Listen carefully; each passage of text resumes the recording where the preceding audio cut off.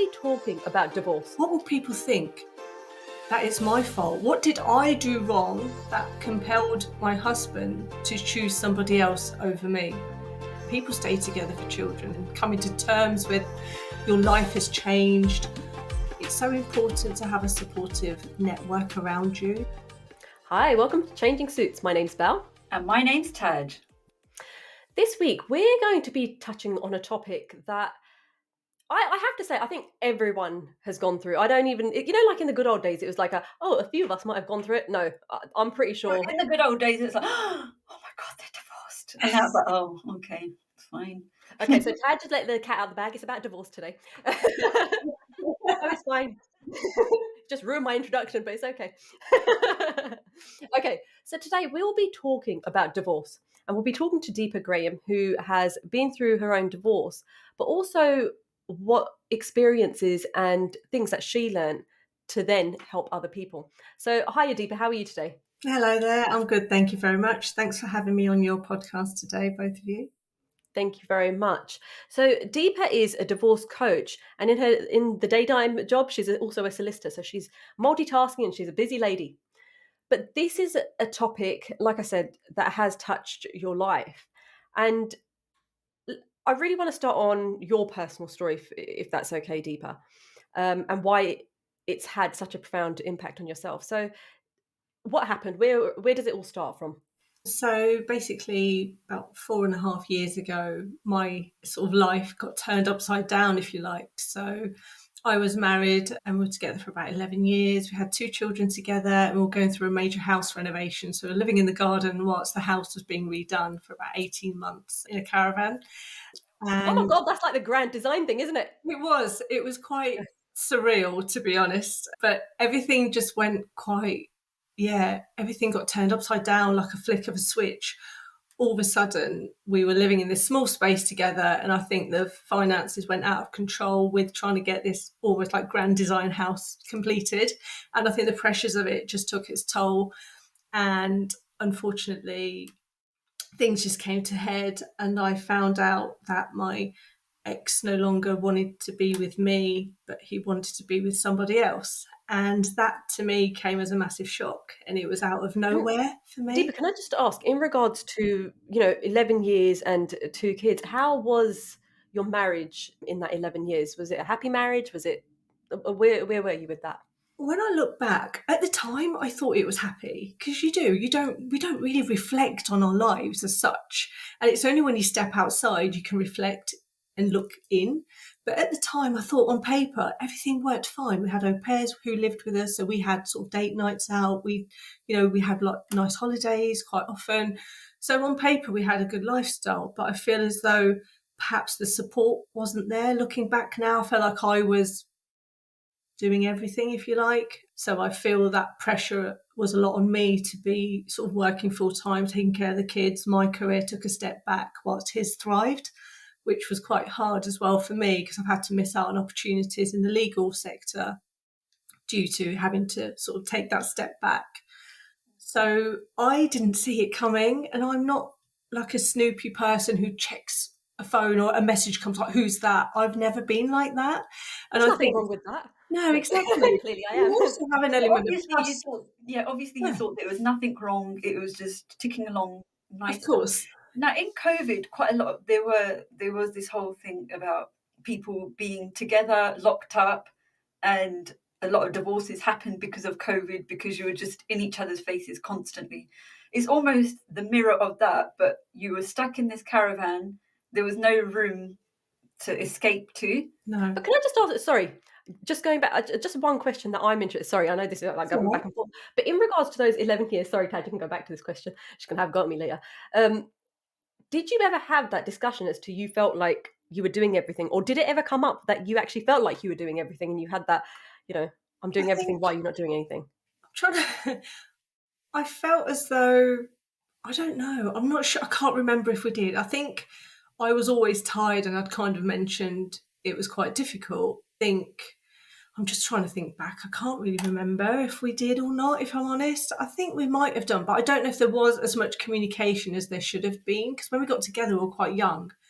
And then I think we just evolved and grew separately, if that makes sense. And I think that can happen over years, can't it? Because you come into yourselves, I'd say, sort of in your 30s and mid 30s, once you've had a bit of life experience, you can kind of either grow together or kind of grow a little bit separately, I think.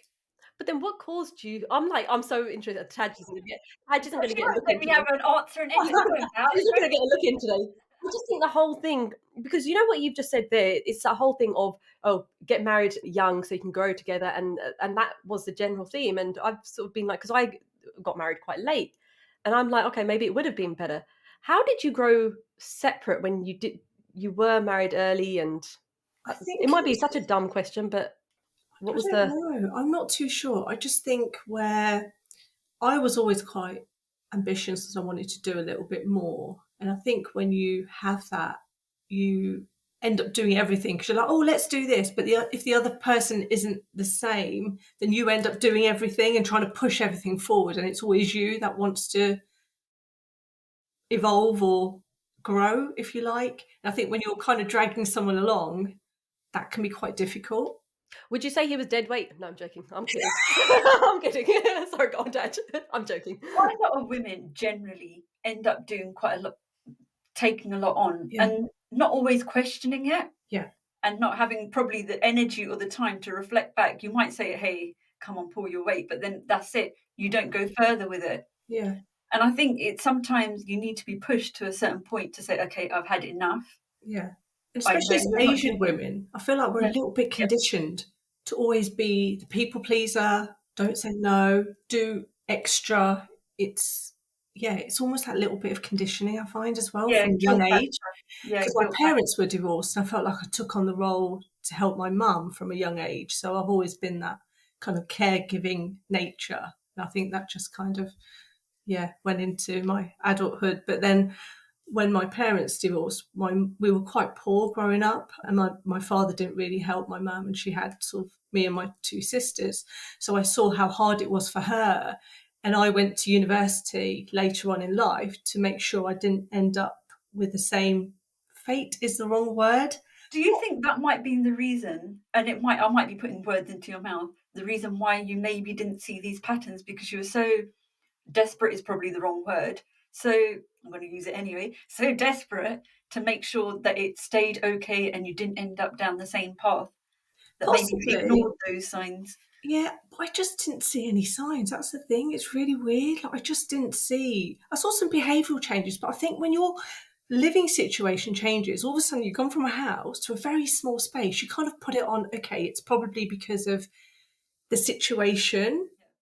I think that's what I put it to. I saw like maybe you went out more, that kind of thing. I probably thought, oh, it's probably because it's quite hard in that small space of living together. So I probably just made allowances for that and just didn't see it. I think, I don't know if it is for you because obviously it's your life, but when you said, oh, Taj is going to tell you exactly what. the divorce thing, but when you said he was interested in another woman, I think that hit me more than the divorce thing because I don't know, that's a sharper pain to think that you've gone off. Yeah, You've kind of given up already because you've gone off. exactly. And that was the difficulty because we'd had this house that we were supposed to, this is what we'd been working towards, the sacrifices had been made to have this. And the shock, because for me, it was a massive shock, but he was just carrying on in his life. He'd moved in with her a few months after and introduced the children to her. The woman Shut was sitting in the up. passenger of our car. She was sitting in the passenger of our car. And I was still coming over the shock of like, we're not together. My life's turned upside down. I don't know how I'm going to cope as a single parent. And you know what? Another thing, what will people think? That it's my fault. What did I do wrong that compelled my husband to choose somebody else over me? Can I ask you something? Okay, so just going back to it. So was he having an affair whilst you were married? Just so that I believe so. okay, and was that whilst you were in you're in that situation of being in the caravan, and is They that worked together, so I'm assuming so. Yeah. so? Did he not think, hey, I'll let you know before we start spending money on a renovation and living in a caravan that hey, I'm having an affair? Not that this sounds really Maybe guilty. he I'm thought so he could, sorry. maybe he thought he could carry on with both. You Yeah. don't Some know what people want people their think. cake and eat it. So Yeah, I don't know the intricate details, but it moved very fast after I found out by mistake. He didn't even tell me. I found out by mistake. So I think it was. How did you find this is me so prying, I'm so It's all sorry. right. You don't have to answer that question. How did you find out though? It was just one evening when he would normally have gone out, and I asked him to sort of stay in because I had an appointment. And we were going away for my son's birthday to Poulton's Park for the weekend. And his phone just went off really late at night. And it was normally always on him, and it didn't really occur to me. And I was like, who's that ringing you at like 10, 11 o'clock? It's quite late. But he went really sheepish, and it was the body language more than anything. And I was like, this is really weird. And the more I pressed, it kind of came out it was someone from work. I was like, why is someone from work calling you? Like, you're a Yeah. contractor. Why are you even? I don't get it. So it kind of transpired from that. The more I pressed, sort of, it came out. But it was like then the next day we were going away for like 2 nights away for my Oh my son's God. birthday. I was like, I didn't sleep all night, you know, and it is, I think it's a shock part of the betrayal, which is really hard, and the rejection as well. The one thing you've just said when you were describing it is what would people think? And as you know from listening to our podcast, that is something that comes up in any of the topics that we talk about. It's a massive part of this. What what did you why was that important to you?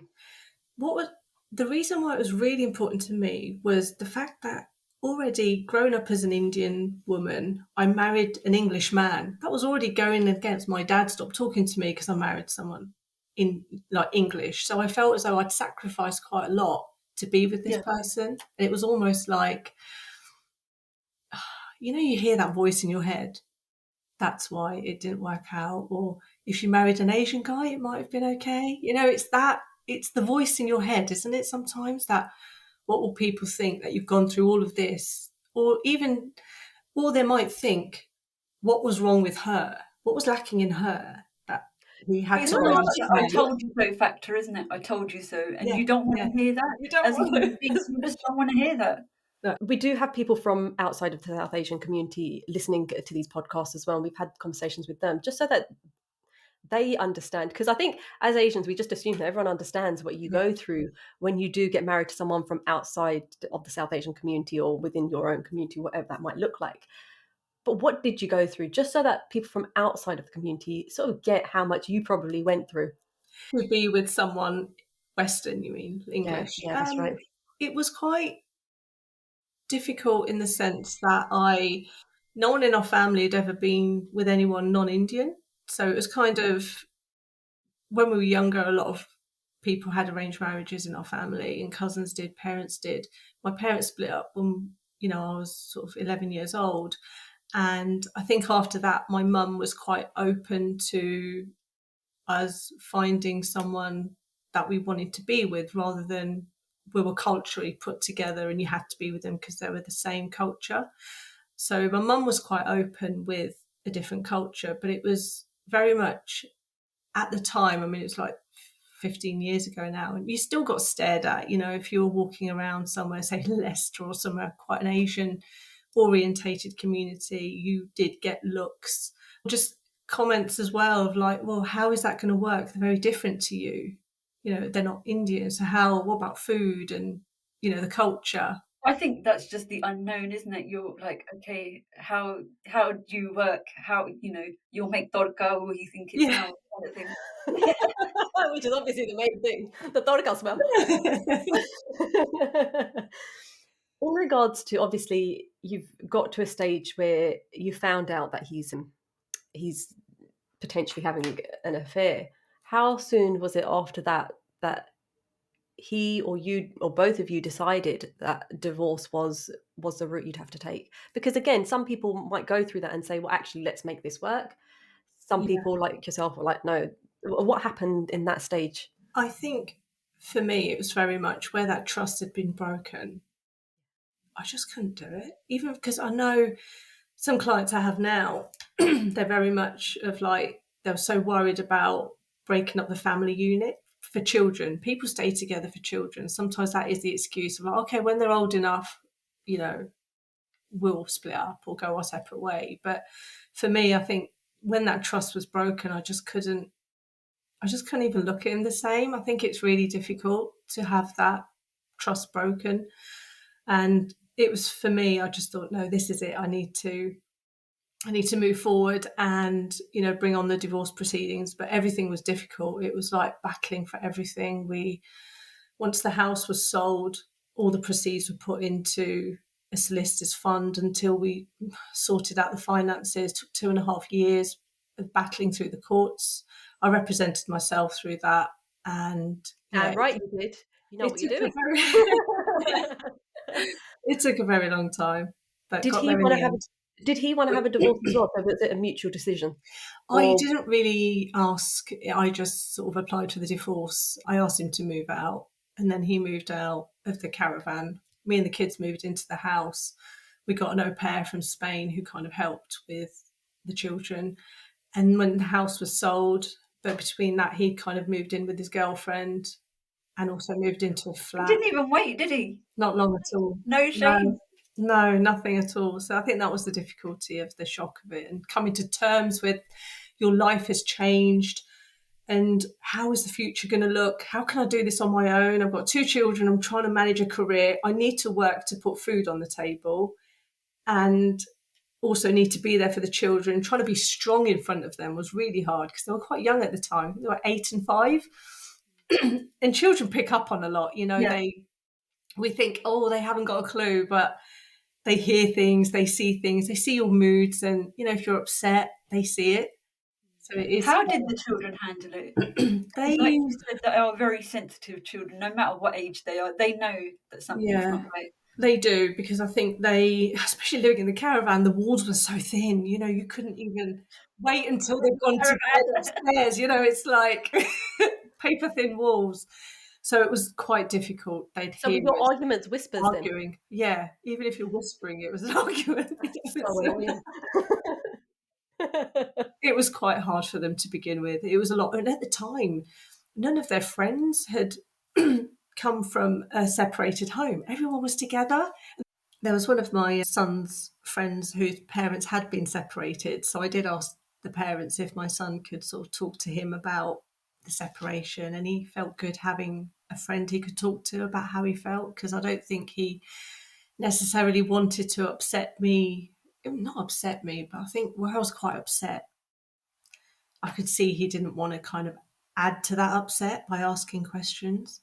Did you have those conversations with the children about what was going on with your emotions and why you had split? Or did you feel that they were too young, or you just didn't want to have that conversation with the children then and even now?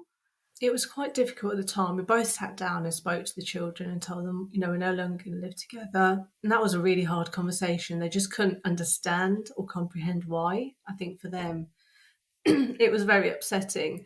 And even the next day, my son was like, "Are you still doing that thing? Are you still going to not be together?" And it was so heartbreaking because it wasn't my choice, and for me to try and keep a happy demeanour in front of them and just say, no, it's the right thing. And it is about communication with children. It's being open and honest, but not kind of the blame game of like, oh, it's his fault. He's the one who cheated. It's kind of, I think that's the hard bit. If it's hard. you know, I think that blame thing. I think I'd be the opposite. I'd be like, yep, blah blah blah. I'd end up doing it.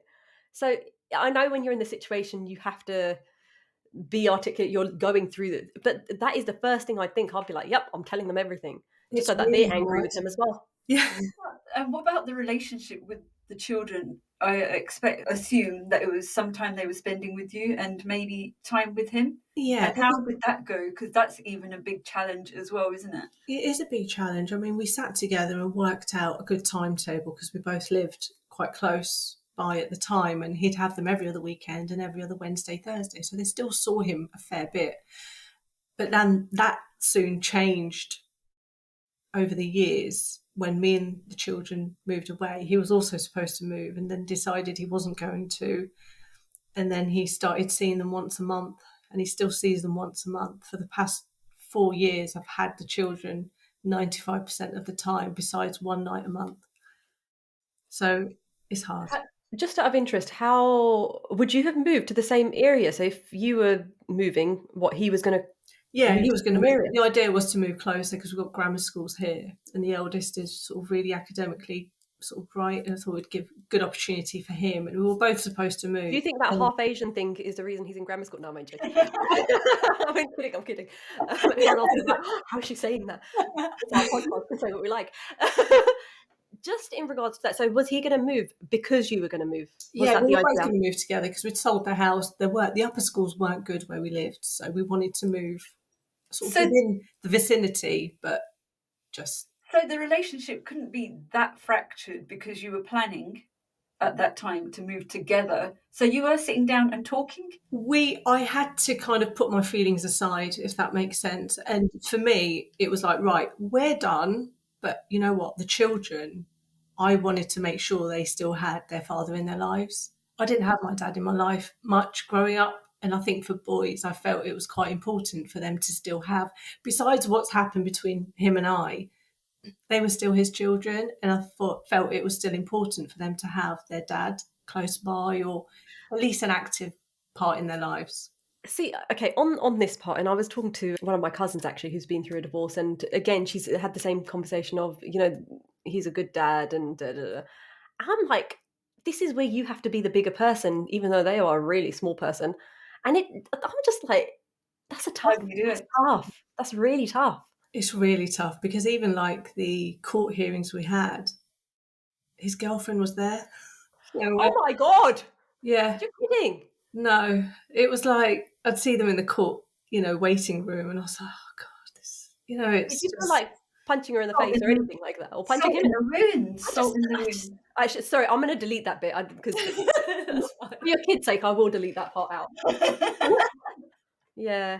I don't know, I might keep it in just to don't get them to listen to the podcast. Sorry. Yeah, that is tough. Yeah. Yeah, I've lost my trail of thought now. I'm angry at him. Part of the process, I mean, like you said, that from the time you found out that he was cheating, that was it for you. Now, when the relationship went on, you're separate, you're divorced, but you communicated.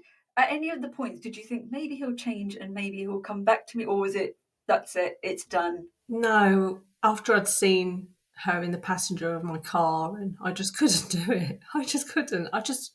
My self worth was more than that, and I just And I think that's amazing that because I think as Asian women, I don't think we praise ourselves enough. We don't give ourselves enough credit. So credit to you for knowing your worth, to be honest. thank you. In regards to the community, obviously we've spoken about when you got married and the decisions you took there. Did you have any support from your family or the wider community through your Yeah, divorce? yeah, definitely. My mum, my family, my sisters, everyone was really supportive, and they, after what had happened, they were like, "No, no way! You have to kind of see this through.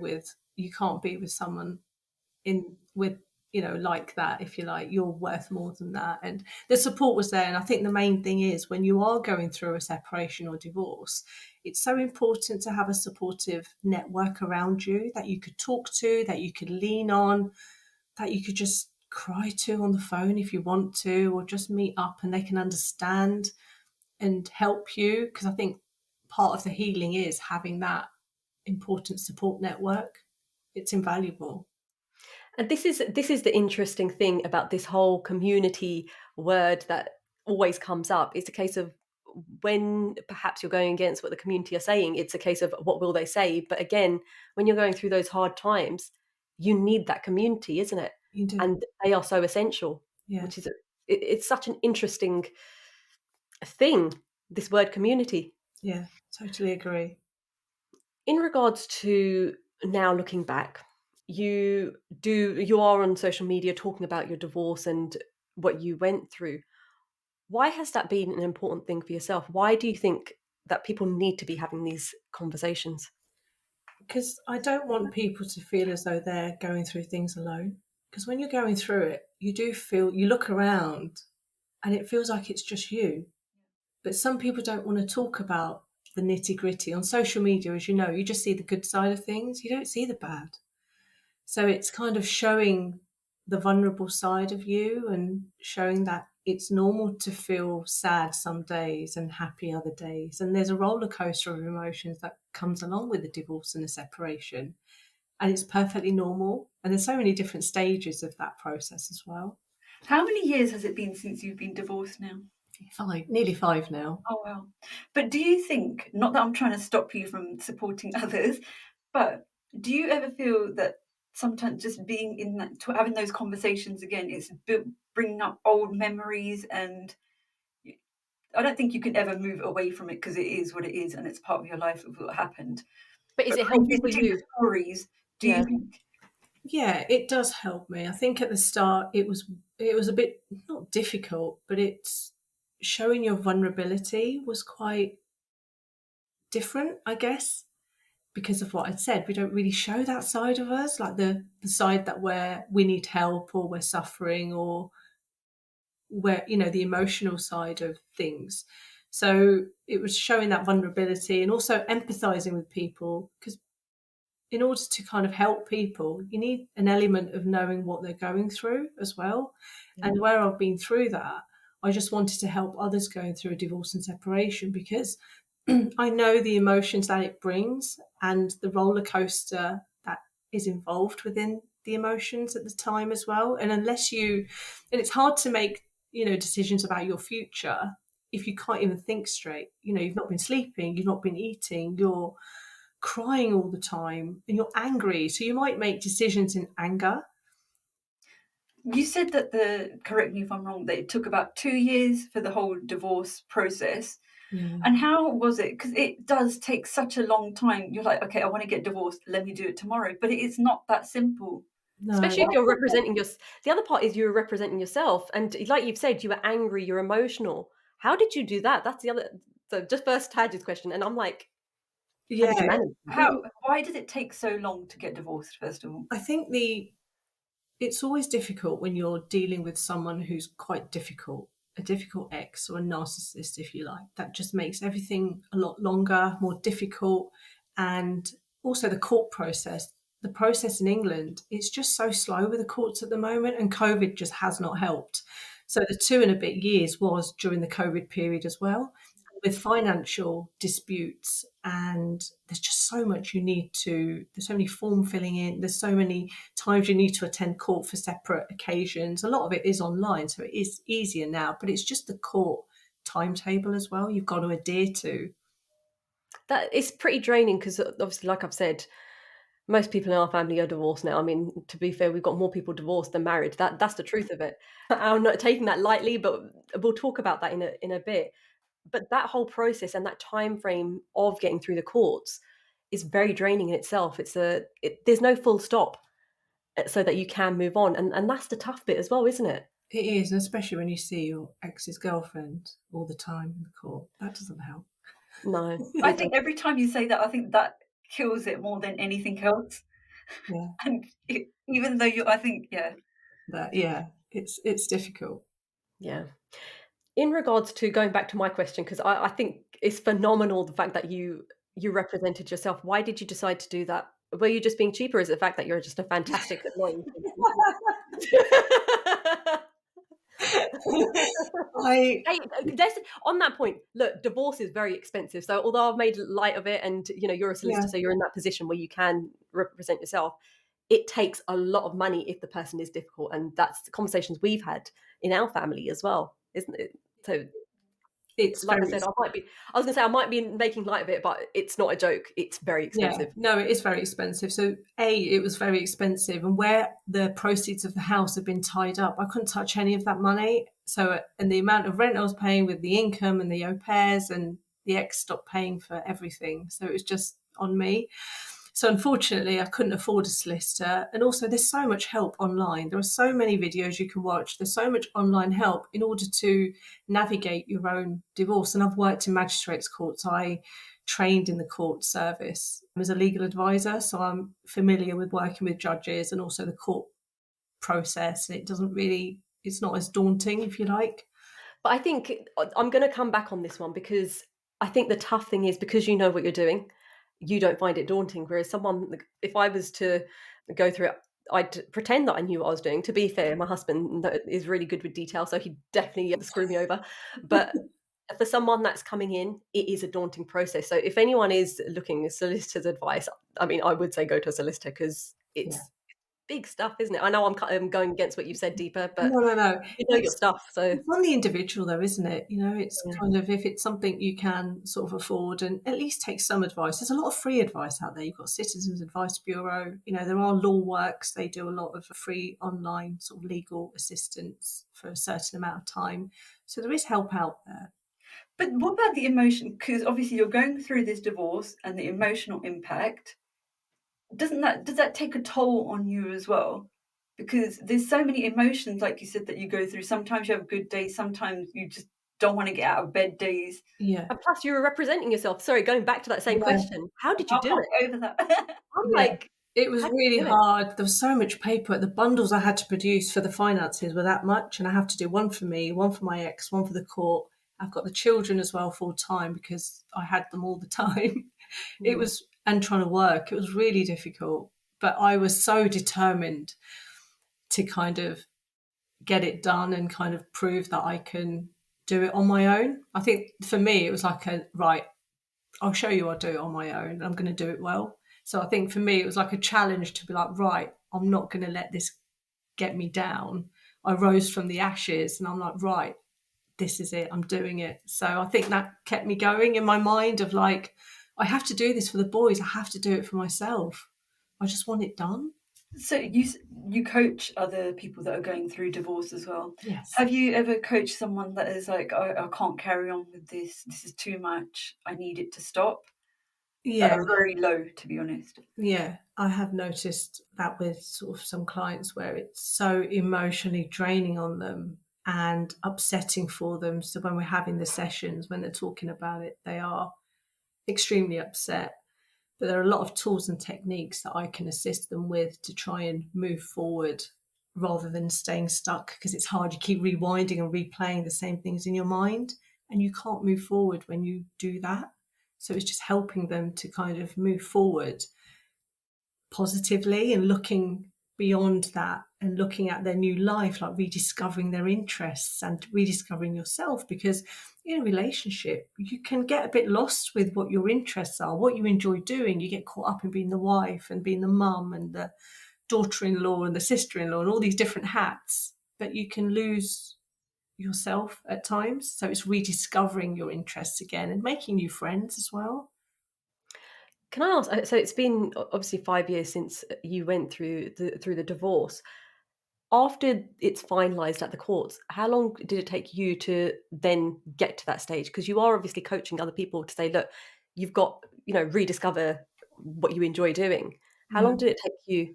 It was probably during the process, probably about a year after we'd separated, I started building myself back up in myself. So I just took time to work on me and I made new friends locally.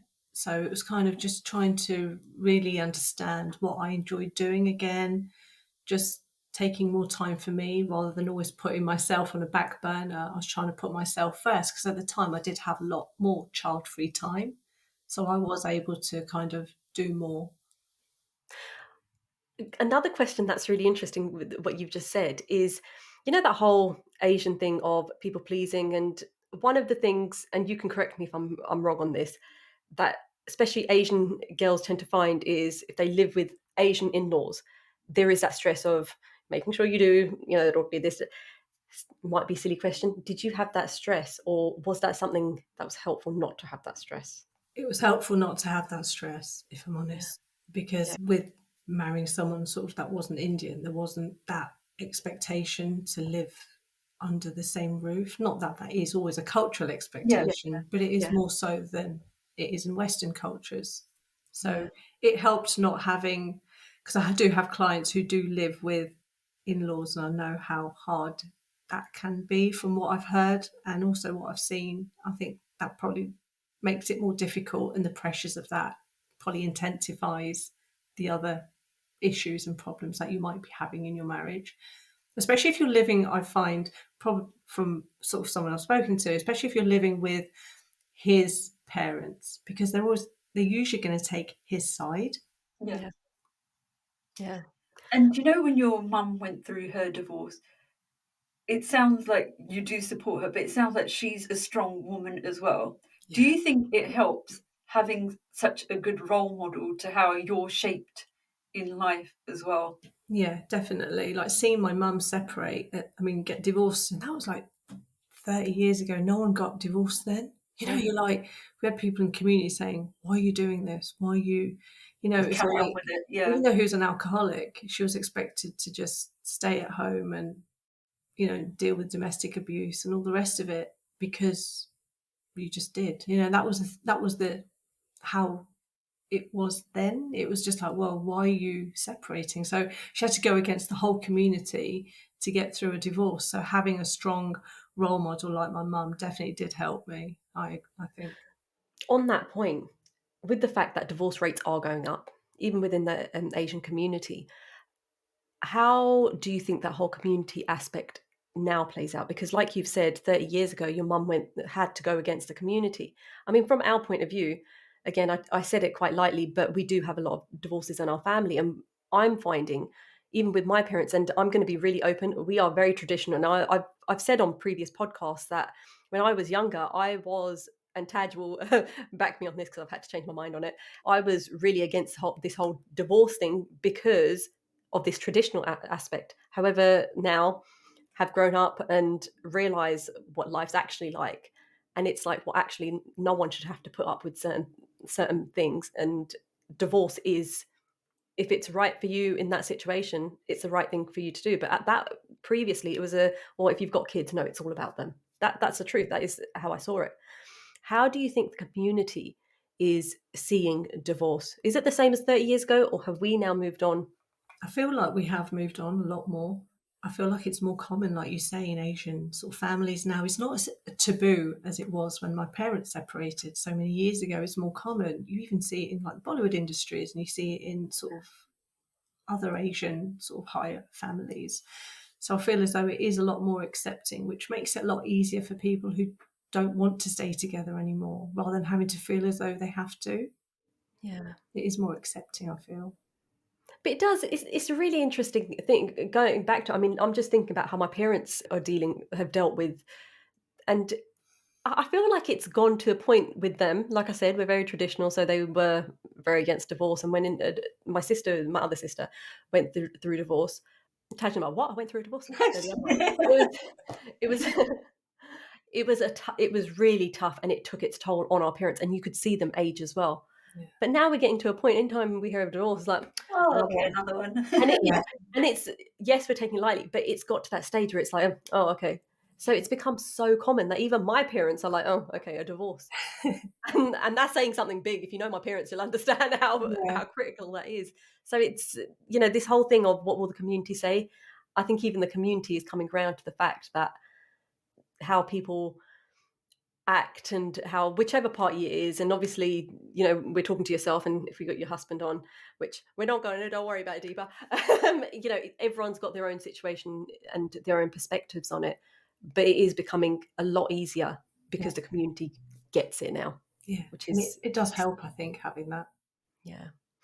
In regards to, so as we come to the end of this episode, what advice would you give to someone that is thinking about whether they should be going through a divorce or are going through that process? What advice would you give them? I'd say definitely self-care, like look after yourself and your mental health because it's such a difficult time when you are going through a roller coaster of emotions. Just take a bit of time for you, whether that's going for a walk, getting some fresh air, but just even personal hygiene. All those things are just so important when you're going through such a difficult time. You might not be eating, sleeping.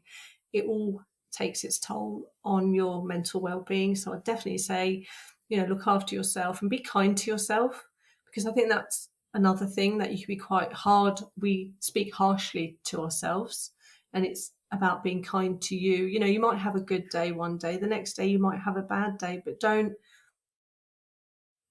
think bad of yourself for feeling that way. It's perfectly normal. The healing journey, for some people, it's longer than for other people. So don't compare your journey to somebody else's as well. And also have a good support network. it's absolutely vital just to speak to, someone you can confide in. Doesn't mean tell everybody, but just a few people that you can trust, that are positive and will help you move forward, and just someone you can lean on, because that could make the world of difference. Perfect. Thank you so much for sharing your personal journey and also the work you're doing to help others, because I think a lot of the guests that we do have on the podcast are happy to talk about their stories and realize, like you said earlier, if you've been through it, you know what that someone else potentially is going through. So I think, you're doing a fantastic job with helping others, because it's so essential, especially at this point in time. So we really appreciate you coming on. Thank you for having me.